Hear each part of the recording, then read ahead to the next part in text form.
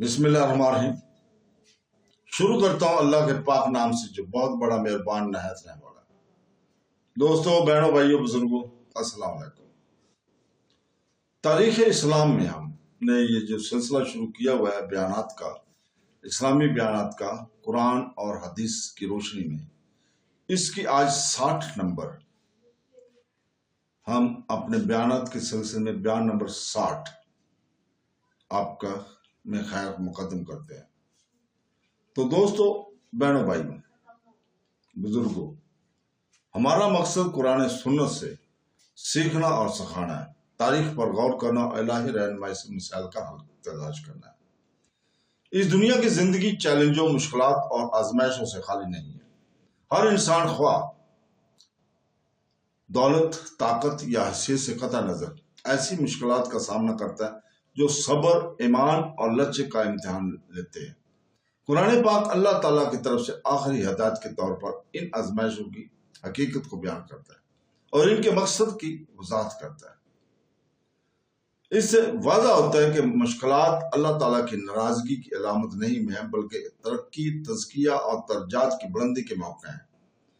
قرآن پاک کی آیت اور نبی کریم صلی اللہ علیہ وسلم کی تعلیمات پر غور کرنے سے کوئی بھی ان آزمائشوں کے پیچھے کی حکمت اور ان کا سامنا کرنے کے صحیح طریقوں کو سمجھ سکتا ہے۔ قرآن پاک اعلان کرتا ہے کہ آزمائش بنی نوع انسان کے لیے الہی منصوبے کا حصہ ہے۔ سورہ بقرہ کی آیت نمبر 155 میں اللہ تعالیٰ فرماتا ہے کہ اور ہم تمہیں ضرور کسی نہ کسی خوف اور بھوک اور مال اور جان اور پھلوں کے نقصان سے آزمائیں گے، لیکن صبر کرنے والوں کو خوشخبری سنا دو۔ یہ آیت ثابت کرتی ہے کہ مشکلات تصادفی نہیں بلکہ خدا کی طرف سے مقرر کی گئی ہے۔ امتحان مختلف شکلوں میں آ سکتے ہیں، خوف، غربت، نقصان یا غم، لیکن صبر کرنے والوں کو خوشخبری کا وعدہ کیا گیا ہے۔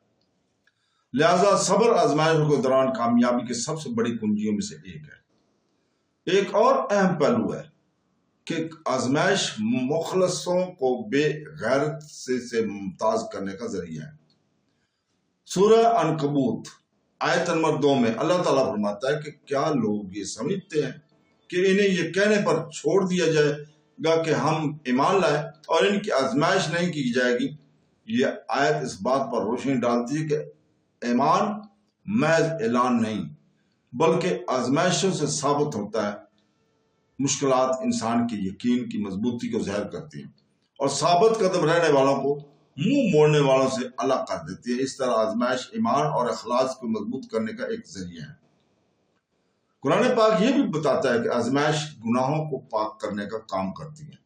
سورہ شعراء کی آیت نمبر 30 میں اللہ تعالیٰ فرماتا ہے کہ اور تم پر جو مصیبت آتی ہے وہ تمہارے ہاتھوں کی کمائی ہے، لیکن وہ بہت کچھ معاف کر دیتا ہے۔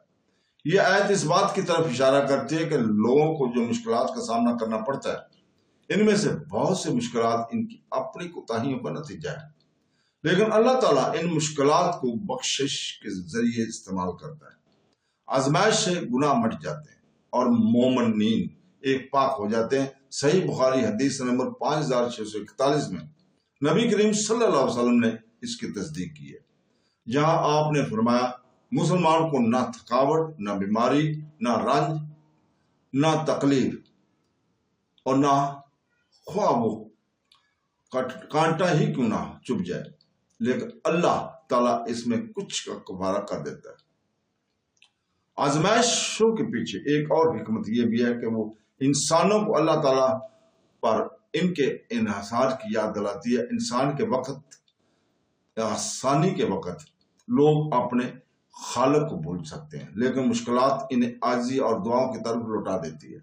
سورہ یونس کی آیت نمبر 12 میں اللہ تعالیٰ فرماتا ہے کہ جب انسان کو کوئی مصیبت پہنچتی ہے تو وہ ہم سے لپٹے یا بیٹھے یا کھڑے ہو کر پکارتا ہے، لیکن ہم اس میں سے اس کی تکلیف کو دور کر دیتے ہیں تو وہ اسے چلتا رہتا ہے جیسے اس نے کبھی ہمیں پکارا ہی نہ ہو۔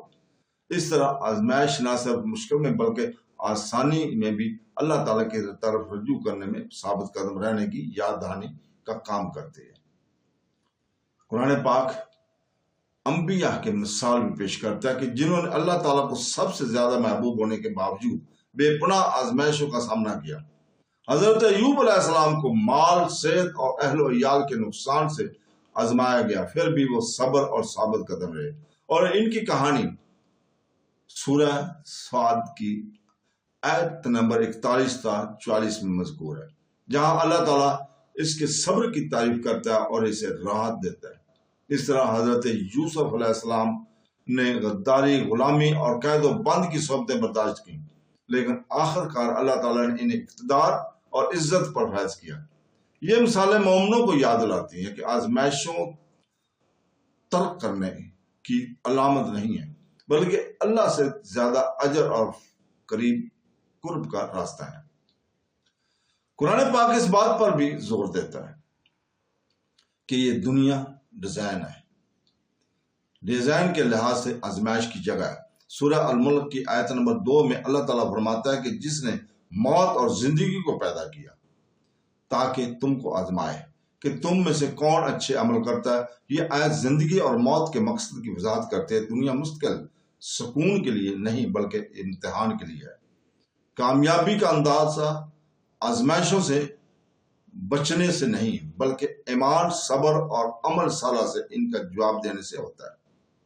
اس کے ساتھ ہی قرآن پاک یقین دلاتا ہے کہ کوئی بھی آزمائش انسان کی صلاحیت سے زیادہ نہیں ہے۔ سورہ بقرہ کی آیت نمبر 286 میں اللہ تعالیٰ فرماتا ہے کہ اللہ کسی جان کو اس کے برداشت سے زیادہ تکلیف نہیں دیتا۔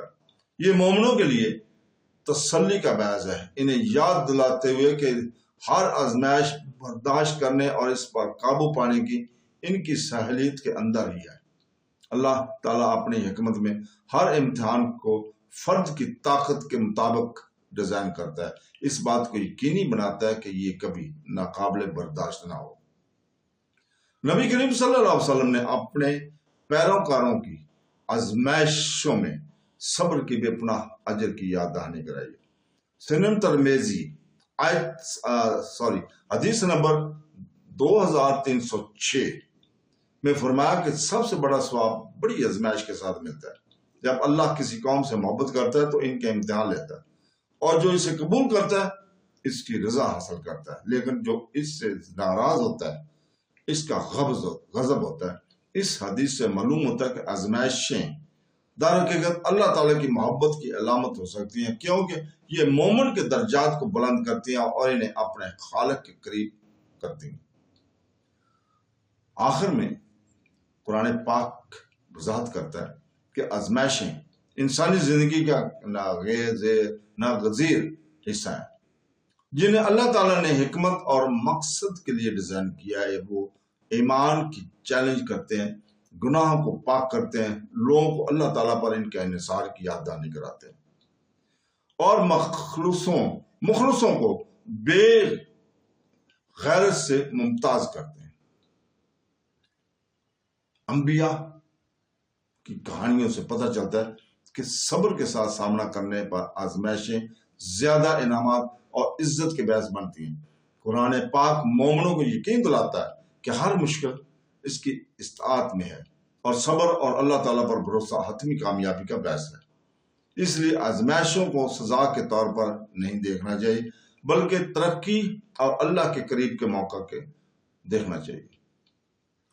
قرآن پاک کی رہنمائی رسول پاک صلی اللہ علیہ وسلم کی تعلیمات پر بھروسہ کرتے ہوئے مومنین زندگی کی آزمائشوں کا مقابلہ طاقت، امید اور لچک کے ساتھ کر سکتے ہیں، یہ جانتے ہوئے کہ ہر مشکل کے بعد راحت ملتی ہے۔